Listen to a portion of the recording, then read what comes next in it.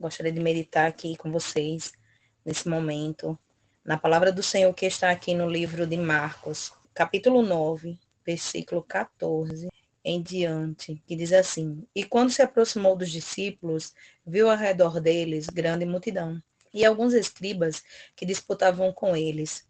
E logo toda a multidão, vendo-o, ficou espantada, e correndo para ele, o saudaram. E perguntou-lhe aos escribas: Que é que discutis com eles? E um da multidão respondendo disse: Mestre, trouxe-te o meu filho, que tem um espírito mudo. E este, onde quer que o apanha, despedaça-o, e ele espuma e range os dentes e vai definhando. E eu disse aos teus discípulos que o expulsassem, e eles não puderam.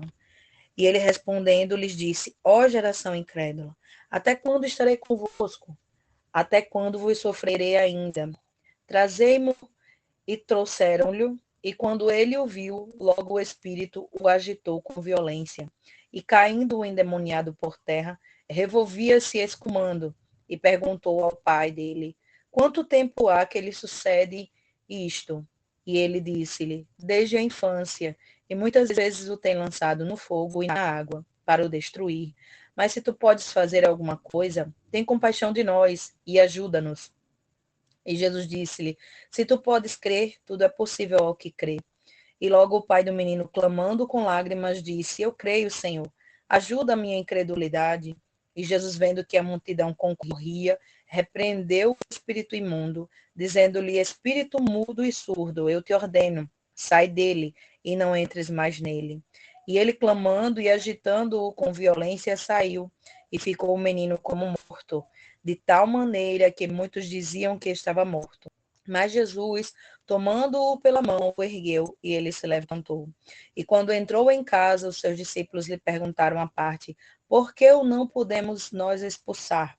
E disse-lhes: Esta casta não pode sair com coisa alguma, a não ser com oração e com jejum.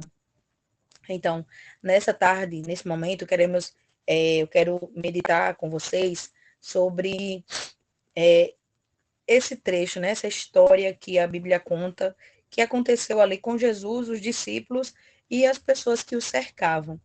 Então, uma pessoa que estava ali no meio da multidão, aquele homem já tinha ido até os discípulos e tinha falado, pedindo aqueles discípulos que andavam com Jesus, já que Jesus andava com muitas pessoas ao seu redor e ele fazia muitos milagres, pode ser que aquele homem tenha pensado: eu não vou direto incomodar o mestre. Ou ele pode ter pensado, né? A Bíblia não fala exatamente, mas a gente pode pensar isso, imaginar que isso tenha acontecido. Não vou incomodar o mestre, ou talvez seja muito difícil eu chegar diretamente até ele. E então a Bíblia diz que aquele homem chegou para os discípulos primeiro e disseram: Olha, meu filho, ele está nessa situação, possesso, oprimido por demônios, por espíritos malignos, e esses espíritos tentam matá-lo todo dia.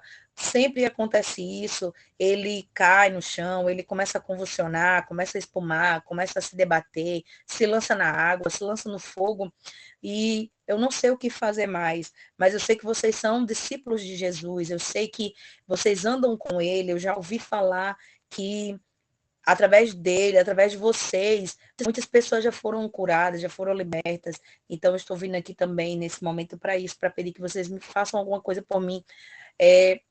Pode ser que Jesus diretamente não venha me ajudar, pode ter passado na mente daquele homem isso. Então, ele foi lá pedir aos discípulos. Porém, a Bíblia diz que os discípulos não conseguiram fazer nada, né? Não conseguiram, tentaram expulsar, mas não conseguiram. A Bíblia não relata exatamente, né? Aqui nesse trecho não relata exatamente se eles oraram, se eles mandaram sair em nome de Jesus, mas fala que eles não conseguiram. Até que, de repente, aquele homem chegou e falou para Jesus: Olha, meu filho, com a situação de novo para Jesus, e falou, né, a situação de opressão que aquele filho dele vivia. E a Bíblia diz que Jesus ficou ali, demonstrou que estava decepcionado, né, com os seus discípulos. Por quê?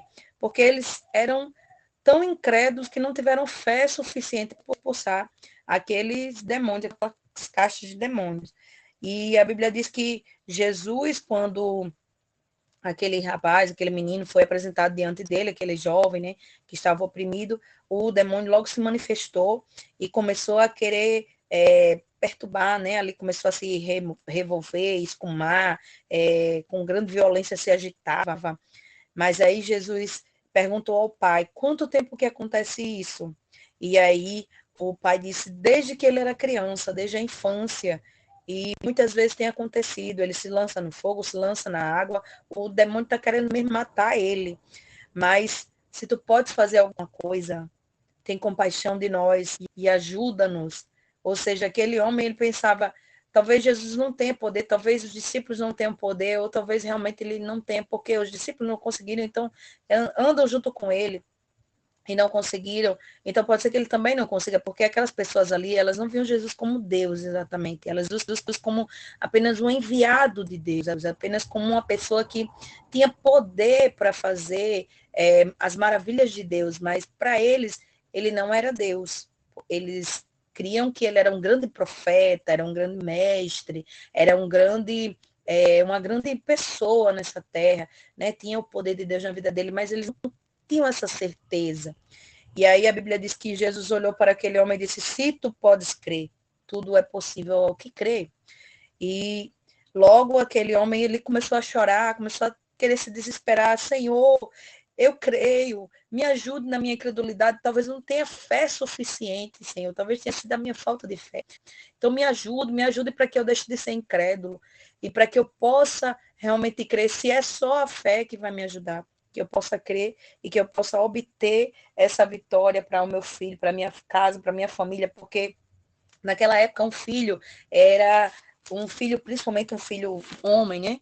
Ele era alguém muito mais importante na família, porque iria continuar a descendência da família, ia continuar o sobrenome, o nome da família, até porque as filhas geralmente se casavam e iam para outras famílias, mas o filho, principalmente o filho mais velho, ele permanecia na casa, dando continuação à linhagem do pai. Então, quando o pai morresse, agora tudo passaria para ele e ele seria agora o responsável no lugar do pai. Então, é provável que aquele homem só tinha esse filho, porque ele estava ali muito desesperado e foi clamar a Jesus para que Jesus fizesse alguma coisa. Um pouco de fé eu creio que ele tinha, porque ele foi até lá pedir, né? Porque a Bíblia diz que se tivermos fé, pediremos, né? E se tivermos fé, pediremos ou falaremos com o Senhor. E a Bíblia diz que é necessário que aquele que se aproxima de Deus creia que ele existe e que ele dá recompensa para aqueles que o buscam. Então eu creio que aquele homem tinha pelo menos um pouquinho de fé. Mas a palavra do Senhor diz que quando Jesus falou com ele, ele disse, Senhor, eu creio, me ajuda na minha incredulidade. E Jesus repreendeu aquele espírito imundo, e aquele espírito imundo saiu daquele menino, e Jesus pegou ele pela mão, levantou, né, aquele menino, e aí foi para casa, seguiu o caminho, né? Assim como o pai e o filho, o rapaz, voltaram para suas casas. Jesus voltou com os discípulos, mas quando chegou em casa, Jesus com os discípulos ficaram perguntando, por que será que a gente não pôde expulsar? A gente tentou tanto, né? E aí a Bíblia diz que Jesus respondeu, esta casta não pode sair senão com jejum e oração. Ou seja, tem coisas que às vezes a gente vai fazer diante de Deus e a gente pode usar a nossa fé, principalmente expulsar demônios, orar por alguém enfermo, mas tem coisas que a gente vai ter que fazer como campanha de oração, né? Como jejum, sacrifício a mais, para poder que a bênção chegue, que o milagre chegue. E a Bíblia diz que Jesus vivia em jejum e oração. Né? Jesus já tinha passado, nesse mesmo capítulo 9 de Marcos, a gente vê que Jesus tinha passado um tempo orando no monte, inclusive os discípulos também tinham ido com ele, Pedro, Tiago e João levou consigo, e ali eles foram orar, porque Jesus sempre tirava essa parte para orar.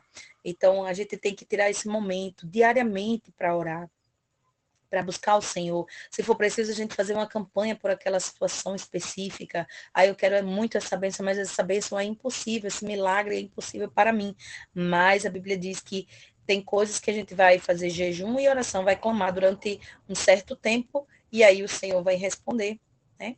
Então, é só isso que ele quer de nós. Ele quer que a gente coloque também a nossa fé em prática e coloque a nossa ação.